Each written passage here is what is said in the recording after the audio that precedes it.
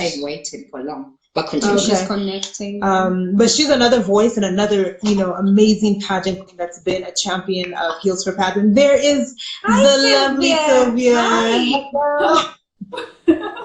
Sorry, I was trying to figure out, okay, where do we go live and all that? So, yeah. Welcome. Thanks for joining us. Anytime, I always got you anytime. Thank you. You are our day one. Please introduce yourself to our audience. Okay. My name is Sylvia Mochabo. I am a mother. I am an advocate for menstrual health and for PWDs, that's persons with disability. I run a foundation called Andy Speaks. I run my organization that is Tech Hub Holdings, and I'm also currently the reigning Miss Africa Elite 2020, Miss Africa United Nation, and Elite Face of Africa, all for the year 2020. Yeah. Nice. Yeah. See, we are surrounded by beauty queens. Yeah. Why the topic of period poverty is very important to you, and why you champion for inclusion? Personally, I was a late bloomer, and we all hear different stories. You get to a point, everyone knows it. You're always there with your security package. It's just not coming. And trust me, it was one of those very frustrating moments. In terms of you're the first girl, you know nothing, and there's never that walk with the elder person to tell you you need to do this. So you're depending on your class 6 knowledge. And yet you're in Form 2 or something, you're trying to remember what you were taught. And when we were growing up, looks can be deceiving. I'm very old. When we were growing up, relevant, baby. Always relevant. So at that time, talking about periods was something that's a no-no. Even access, now the way kids get, you can just go and send the 100 shillings, or you have allowances and you can afford it. For us, it used to be that topic that you have to think, how am I even going to start having this conversation with my dad? Because he's the one who will give you the money to buy. Then there is your mom, you can talk to her. But then I actually grew up in the wood. I grew up in Huruma. And from there now I was in Kasarani. And when we were in Kasarani, it was before it was what it is right now. So it was living in the village. If you need something, you do that. Some of these things you shop in town, where you go either once a month or something like that. So all these stresses and having when I go back to now this Huruma, and I look at the girls growing up, remembering how I grew up, the way things were so difficult, and I always wonder how can I give back? How can I empower the same girls so that at least they are confident? And many other stories, when I was in boarding school, when people started their menses, and we have no idea how we're going to help someone.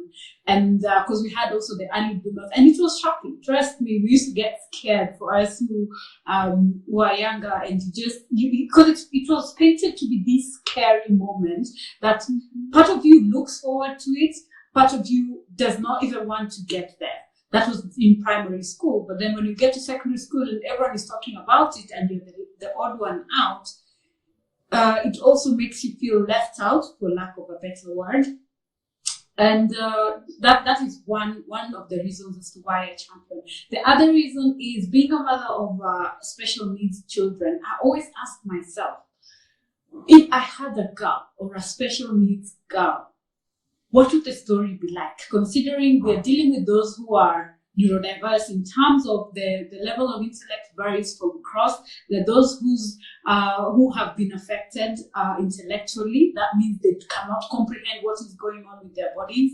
And the more I read about it, about autism, about cerebral palsy, Down syndrome, and the more I interacted with families and got to understand what they go through, I was like, we need to have one person who can also stand and talk on their behalf. Because also in the space of menstrual hygiene, when we're discussing it, we discuss about the typical. Let me call it typical is the word that we use for what people refer to as normal. And then in hindsight, I'm like, you imagine that girl who's on a wheelchair, right? You imagine that girl who cannot even remember this thing that has happened, cannot tell you there's something going on. Because for them, when it happens, it's actually very scary, because like for example, an autistic person, just potty training them going to the toilet and seeing pee is scary because they don't comprehend. They can't understand why is a part of me leaving me. So imagine now a girl who's just in blood, and we know how it relates, how blood relates to injury and pain and all that. So of course they'll freak out. So, and apart from that, that means for a person who's special or with special needs, it's not a private thing anymore. All right. Yeah. We are talking about it, how we need privacy and all that, because she can't keep her tabs. That means either the school has to know when she's on the menses, the parent has to know, and it's them who have to keep checking it for them, right? And also, if you look at now, if you're walking in crutches, and we know how the comfort of like how they walk, and let's say with someone who has one limb that's shorter than the other. So all these things have not quite been factored in when we are talking about menstrual hygiene. Their access, or when imagine if you need to change the sanitary towel, you're in a wheelchair, that means you require support and stuff like that. So these are issues that not many people would actually think like it's a challenge. Let's say when even when in construction of a building, and when we're saying, oh, in a school, let's say, where there is the toilet, and you've not remembered, this lady will require actually support to be able to change her own sanitary towel and stuff like that. So those nitty-gritty details. So that's why I opted to be the voice now, to just represent this group of special needs persons and persons with disability, even as we're having the conversation about menstruation. Yeah. Because even like, is there a pad right now with Braille? Is there pads with Braille? Not that I know of. So you can imagine, let's say I'm looking for super or stuff like that, and I can't see, but just because you're just reading your environment, and let's say you're in a new toilet, you're visually impaired, you can't figure out where the disposed, our rental queues are. So some of those nitty-gritty challenges can be quite tasking for them in the regular environment, because we only assume like everyone can see, everyone can access, because you see like the people who require maybe the side rail support for WCs that are inclusive. So those are the small nitty-gritty that we're saying, okay, as you're thinking about it, please remember there is someone else with a different set of challenges that you need to consider also. Then again, the question of, people with disability or differently abled people being able to talk to their caregivers, the silence behind periods. What's your take on that? So now that's why we're saying we need to come out and make it, the way we're saying end period shame, which is such a lovely thing that we're doing as advocates, so that people understand. Yeah, and I applaud you for like the experiment you did in town about someone walking in the patch, and people be like, oh my God, because that's reality, and that's what happens. So you can imagine now, this requires that we need to empower, like our parents, even if they're in a different generation, we need to change that mindset from that point. Because remember, I always say, as a guardian or a caregiver, it is the attitude I hand over to my daughter. That is how she's going to walk with it through her life and hand it over down to the next and to the next. It's a generational thing. The way you handle your daughter the minute she starts her period is how that's the attitude she will take. So if I show her that it's not a big deal, it's a normal thing, you can talk to me about it, she will be proud of it, and will not have to be having those harsh tone stories. But then now you'll find that this is something that in our African context has been there for so long that by the time we continue with the awareness and we get to a level where it is universally accepted that period is not something that we have to be ashamed about, or we have to talk in harsh tones, then you'll find even for those with disability, because people look at them like people treat it like if you're disabled, then you don't get your menses, because it's crossed your mind, like how would they even get it? They're human beings like everyone else. That's a standard. And whatever you go through, pain and all that, they go through the same, the cramps and all that. Although there are those who opt to give their special children pills to suppress that, which I don't advocate for, because of when they look at the challenges of, oh my God, who's going to be doing this? She's a big girl. And remember, for special needs children, when they because of lack of movement, the girls are pretty big, if you've noted. especially the ones who are on a wheelchair. So you find that even for the caregiver now, that pressure, of course, you have to like carry them from the chair, put them on the bed, move them from here to here.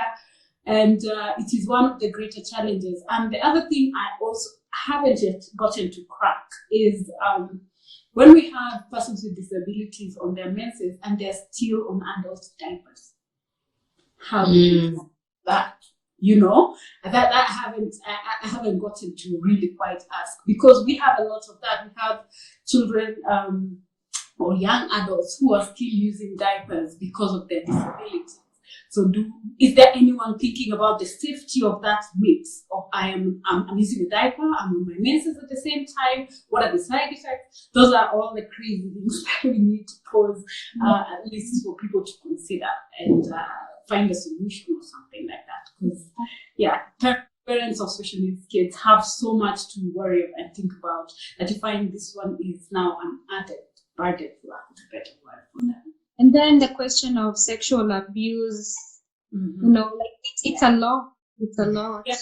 Yeah. A lot of abuse because they're defenseless, right? Exactly. Because they're defenseless, and you find most, especially special needs persons, cannot, they can't fight you off because they can't move. So of course, if you take away my wheelchair, I'm immobile, you can do whatever.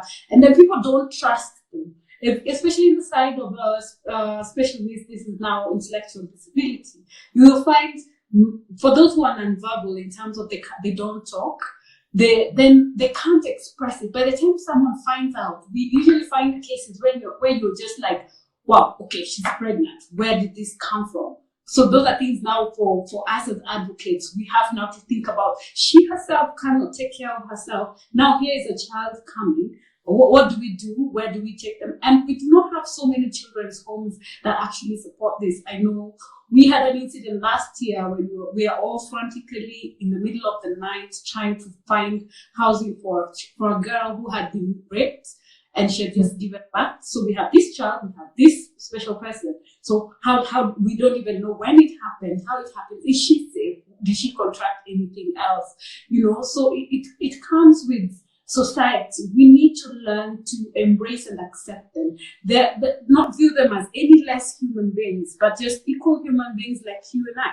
Remember, if that could be your sister, no one signs up as a parent to say that, oh, I want a special needs child, or I think I can hack it. God gives you what he gives you for his own reasons. So even as we're thinking, just let's make it a normal thing, you know? As we're talking about inclusion, let us look at everyone's portion. And there is this, my latest new reference, that I'm adopting to, where I'm saying we could all, like even in NHM now, we're all in the same storm, but we're not in the same boat. All right. Woo! Say again. Say it. On my wall, I had posted it. That was the message. That's my message for this week. We're done that, because maybe I have a fishing boat. Someone else has a mega ship, you know, like a cruise ship. Someone else maybe has a speedboat. But remember, when a storm comes, we are all in it. You know, and that means we all have different struggles. Mine might capsize faster than yours and stuff like that. So when you're thinking about whatever we're building, or when you're looking at inclusion, let's remember everyone's detail when we're doing that. Wow, that's very powerful. That's powerful. Wow. Good job.